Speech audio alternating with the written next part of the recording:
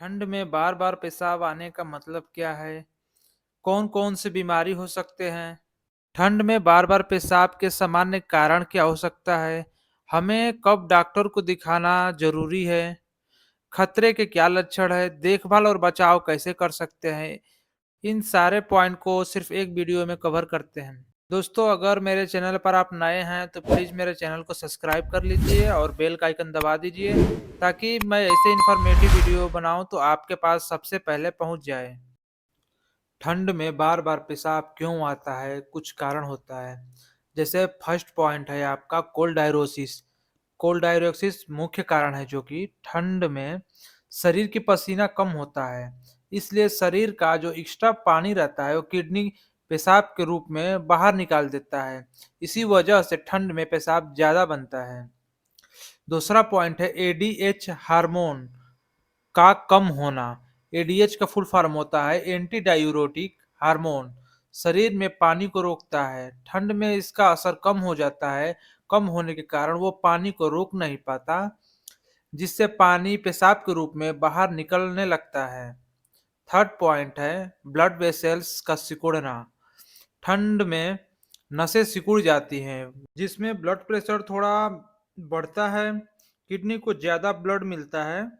Kidney ज़्यादा पेशाब बनाती है।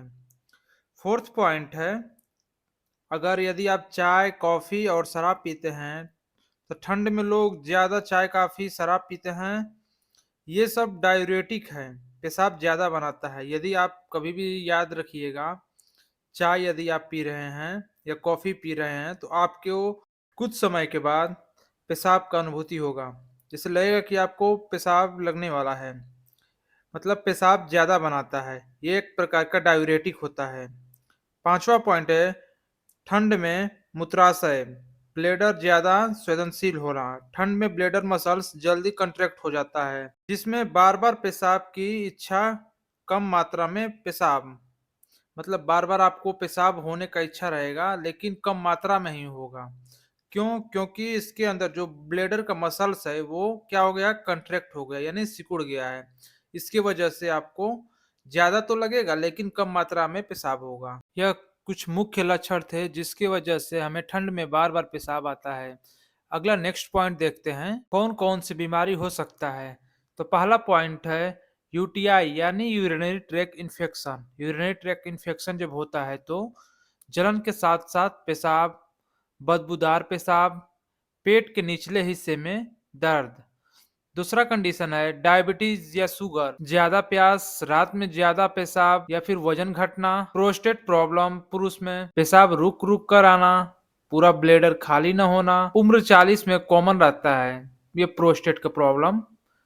थर्ड पॉइंट हम लोग का जो नेक्स्ट पॉइंट है kidney related problem. Kidney related problem जब रहता है तो सूजन, कमर दर्द, पेशाब के रंग में बदलाव या फिर ओवर एक्टिव ब्लेडर, अचानक पेशाब की तेज इच्छा, कंट्रोल न रहना। ये कुछ मुख्य बीमारियां हैं।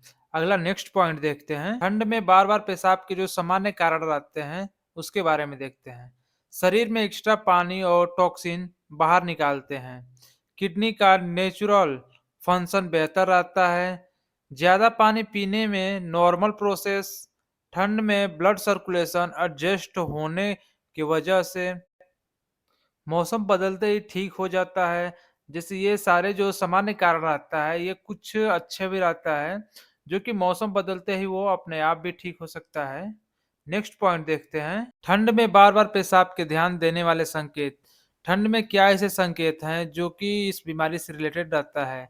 जैसे नींद बार बार टूटना, कमजोरी या चक्कर, डिहाइड्रेशन का खतरा, कामकाज में परेशानी, बार बार यूरेज लगने पर कम पेशाब। यदि आपको बार बार पेशाब लग रहा है, आप सोचेंगे कि ज्यादा लगे लेकिन वो कम मात्रा में ही होगा, उसे यूरेज बोलते हैं। अगला पॉइंट देखते हैं हम लोग, खतरे के लक्षण। खतरे के लक्षण क्या क्या हो सकता है? पेशाब में जलन या दर्द, खून आना, बुखार के साथ पेशाब, रात में बहुत ज्यादा पेशाब आना, 7 से 10 दिन से समस्या होना। ये कुछ खतरे के लक्षण थे। अगला नेक्स्ट पॉइंट देखते हैं, कब डॉक्टर को दिखाना जरूरी है। लक्षण लगातार बने रहे, दर्द, बुखार या खून आए पेशाब से तब, डायबिटीज पहले से हो, उम्र ज्यादा हो, पेशाब रुकने लगे तब आपको डॉक्टर को दिखाना चाहिए। देखभाल और बचाव कैसे और कब करेंगे आप? ठंड में भी पर्याप्त मात्रा में पानी पिए, रात में चाय कॉफी न लें, पेशाब रोककर न रखें, शरीर और पेट को गर्म रखें, साफ सफाई का ध्यान दें। पॉइंट था देखभाल और बचाव के। धन्यवाद दोस्तों। यदि ये वीडियो आपको अच्छी लगी हो तो प्लीज चैनल को सब्सक्राइब कर लीजिए और बेल का आइकन दबा दीजिए।